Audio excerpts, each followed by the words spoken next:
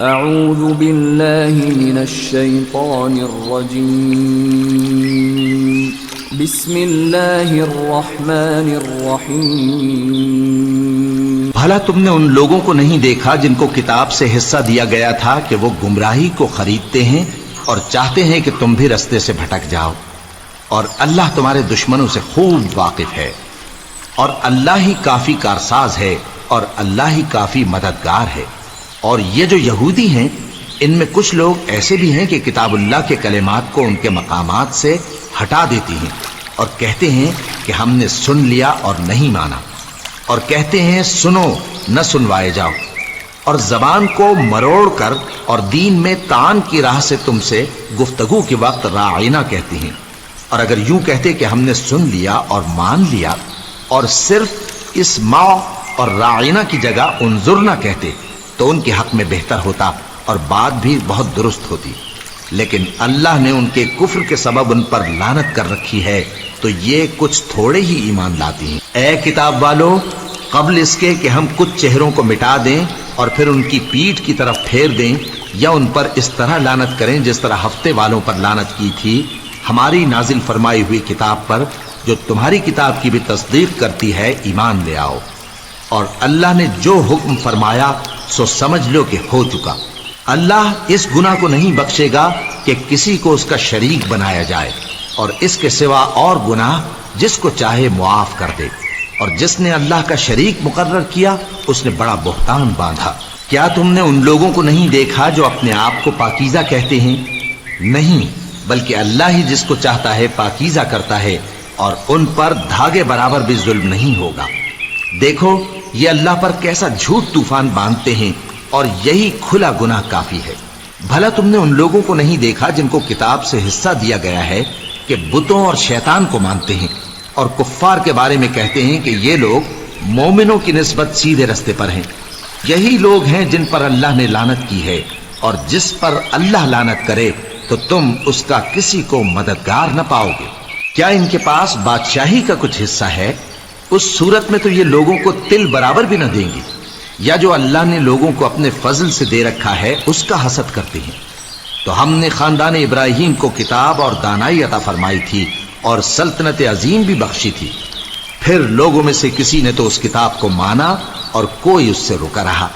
تو ان نہ ماننے والوں کے لیے دوزخ کی جلتی ہوئی آگ کافی ہے۔ جن لوگوں نے ہماری آیتوں سے کفر کیا ان کو ہم عنقریب آگ میں داخل کریں گے، جب کبھی ان کی کھالیں گل جائیں گی تو ہم ان کو اور کھالیں بدل کر دیں گے تاکہ ہمیشہ عذاب کا مزہ چکھتے رہیں۔ بے شک اللہ غالب ہے، حکمت والا ہے۔ اور جو لوگ ایمان لائے اور عمل نیک کرتے رہے ان کو ہم بہشتوں میں داخل کریں گے جن کے نیچے نہریں بہ رہی ہیں، وہ ان میں ہمیشہ ہمیشہ رہیں گے۔ وہاں ان کے لیے پاک بیویاں ہیں اور ان کو ہم گھنے سائے میں داخل کریں گے۔ مسلمانوں، اللہ تم کو حکم دیتا ہے کہ امانت والوں کی امانتیں ان کے حوالے کر دیا کرو، اور جب لوگوں میں فیصلہ کرنے لگو تو انصاف سے فیصلہ کیا کرو۔ اللہ تمہیں بہت خوب نصیحت کرتا ہے، بے شک اللہ سنتا ہے، دیکھتا ہے۔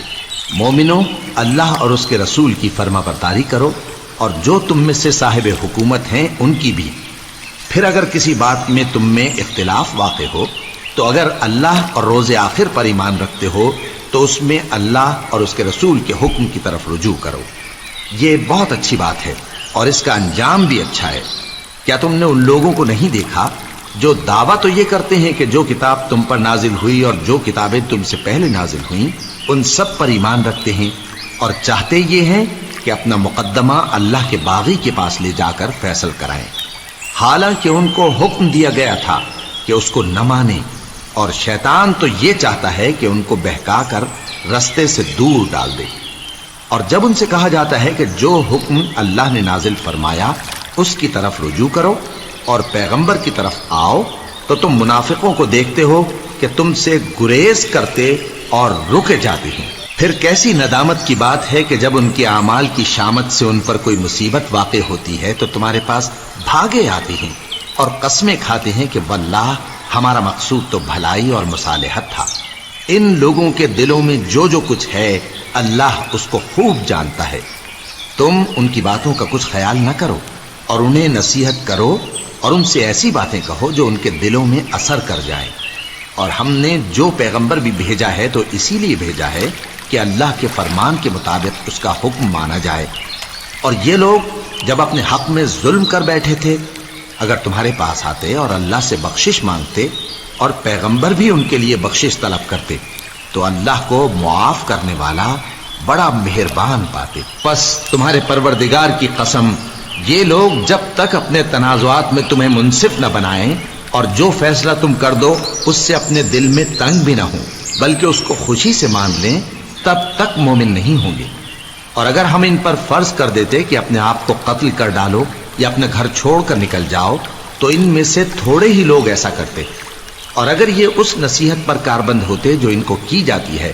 تو ان کے حق میں بہتر اور دین میں زیادہ ثابت قدمی کا موجب ہوتا، اور اس صورت میں ہم ان کو اپنے ہاتھ سے اجر عظیم بھی عطا فرماتے اور ان کو سیدھا رستہ بھی دکھاتے۔ اور جو لوگ اللہ اور اس کے رسول کی اطاعت کرتے ہیں وہ قیامت کے روز ان لوگوں کے ساتھ ہوں گے جن پر اللہ نے بڑا فضل کیا، یعنی انبیاء اور صدیق اور شہید اور صالحین، اور ان لوگوں کی رفاقت بہت ہی خوب ہے۔ یہ اللہ کا فضل ہے اور اللہ جاننے والا کافی ہے۔ مومنوں، جہاد کے لیے ہتھیار لے لیا کرو، پھر یا تو جماعت جماعت ہو کر نکلا کرو یا سب اکٹھے کوچ کیا کرو۔ اور تم میں کوئی ایسا بھی ہے کہ خواہ مخواہ دیر لگاتا ہے اور پیچھے رہ جاتا ہے، پھر اگر تم پر کوئی مصیبت پڑ جائے تو کہتا ہے کہ اللہ نے مجھ پر بڑی مہربانی کی کہ میں ان میں موجود نہ تھا۔ اور اگر اللہ تم پر فضل کرے تو اس طرح سے کہ گویا تم میں اس میں دوستی تھی ہی نہیں، افسوس کرتا اور کہتا ہے کہ کاش میں بھی ان کے ساتھ ہوتا تو مقصد عظیم حاصل ہوتا۔ اب جو لوگ آخرت کو خریدتے اور اس کے بدلے دنیا کی زندگی کو بیچنا چاہتے ہیں ان کو چاہیے کہ اللہ کی راہ میں جنگ کریں، اور جو شخص اللہ کی راہ میں جنگ کرے پھر شہید ہو جائے یا غلبہ پائے ہم عنقریب اس کو بڑا ثواب دیں گے۔ اور تم کو کیا ہوا ہے کہ اللہ کی راہ میں اور ان بے بس مردوں اور عورتوں اور بچوں کی خاطر نہیں لڑتے جو دعائیں کیا کرتے ہیں کہ اے پروردگار ہم کو اس شہر سے جس کے رہنے والے ظالم ہیں نکال کر کہیں اور لے جا، اور اپنی طرف سے کسی کو ہمارا حامی بنا اور اپنی ہی طرف سے کسی کو ہمارا مددگار مقرر فرما۔ جو مومن ہیں وہ تو اللہ کی راہ میں لڑتے ہیں، اور جو کافر ہیں وہ شیطان کی راہ میں لڑتے ہیں، سو تم شیطان کے مددگاروں سے لڑو اور ڈرو مت، کیونکہ شیطان کا داؤ کمزور ہوتا ہے۔ بھلا تم نے ان لوگوں کو نہیں دیکھا جن کو پہلے یہ حکم دیا گیا تھا کہ اپنے ہاتھوں کو جنگ سے روکے رہو اور نماز پڑھتے اور زکوٰۃ دیتے رہو، پھر جب ان پر جہاد فرض کر دیا گیا تو بعض لوگ ان میں سے لوگوں سے یوں ڈرنے لگے جیسے اللہ سے ڈرا کرتے ہیں، بلکہ اس سے بھی زیادہ، اور کہنے لگے کہ اے اللہ تو نے ہم پر جہاد جلد کیوں فرض کر دیا، تھوڑی مدت اور ہمیں کیوں مہلت نہ دی۔ اے پیغمبر ان سے کہہ دو کہ دنیا کا فائدہ بہت تھوڑا ہے اور بہت اچھی چیز تو پرہیزگار کے لیے نجات آخرت ہے، اور تم پر دھاگے برابر بھی ظلم نہیں کیا جائے گا۔ اے جہاد سے ڈرنے والو، تم کہیں رہو، موت تو تمہیں آ کر رہے گی، خواہ مضبوط قلعوں میں رہو۔ اور ان لوگوں کو اگر کوئی فائدہ پہنچتا ہے تو کہتے ہیں یہ اللہ کی طرف سے ہے، اور اگر کوئی مصیبت پہنچتی ہے تو اے پیغمبر تم سے کہتے ہیں کہ یہ آپ کی وجہ سے ہمیں پہنچی ہے۔ کہہ دو کہ رنج و راحت سب اللہ ہی کی طرف سے ہے۔ ان لوگوں کو کیا ہو گیا ہے کہ بات بھی نہیں سمجھ سکتے؟ اے آدم زاد، تجھ کو جو فائدہ پہنچے وہ اللہ کی طرف سے ہے، اور جو نقصان پہنچے وہ تیری ہی شامت اعمال کی وجہ سے ہے۔ اور اے نبی، ہم نے تم کو لوگوں کی ہدایت کے لیے پیغمبر بنا کر بھیجا ہے، اور اس بات کا اللہ ہی گواہ کافی ہے۔ جو شخص رسول کی فرما برداری کرتا ہے تو بے شک اس نے اللہ کی فرما برداری کی، اور جو نافرمانی کرے تو اے پیغمبر تمہیں ہم نے ان کا نگہبان بنا کر نہیں بھیجا۔ اور یہ لوگ منہ سے تو کہتے ہیں کہ آپ کی فرما برداری دل سے منظور ہے، مگر جب تمہارے پاس سے چلے جاتے ہیں تو ان میں سے بعض لوگ رات کو تمہاری باتوں کے خلاف مشورے کرتے ہیں، اور جو مشورے یہ کرتے ہیں اللہ ان کو لکھ لیتا ہے۔ سو ان کا کچھ خیال نہ کرو اور اللہ پر بھروسہ رکھو، اور اللہ ہی کافی کارساز ہے۔ بھلا یہ قرآن میں غور کیوں نہیں کرتے؟ اگر یہ اللہ کے سوا کسی اور کا کلام ہوتا تو اس میں وہ بہت سا اختلاف پاتے، اور جب ان کے پاس امن یا خوف کی کوئی خبر پہنچتی ہے تو اسے مشہور کر دیتی ہیں، حالانکہ اگر اس کو پیغمبر اور اپنے ذمہ داروں کے پاس پہنچاتے تو تحقیق کرنے والے اس کی تحقیق کر لیتے، اور اگر تم پر اللہ کا فضل اور اس کی مہربانی نہ ہوتی تو چند آدمیوں کے سوا تم سب شیطان کے پیرو ہو جاتے۔ سو اے پیغمبر، اللہ کی راہ میں لڑو، تم اپنے سوا کسی کے ذمہ دار نہیں ہو، اور مومنوں کو بھی ترغیب دو، قریب ہے کہ اللہ کافروں کی لڑائی کو بند کر دے، اور اللہ شدید ترین جنگ کرنے والا ہے اور سزا دینے کے لحاظ سے بھی بہت سخت ہے۔ جو شخص نیک بات کی سفارش کرے تو اس کو اس کے ثواب میں سے حصہ ملے گا، اور جو بری بات کی سفارش کرے اس کو اس کے عذاب میں سے حصہ ملے گا، اور اللہ ہر چیز پر قدرت رکھتا ہے۔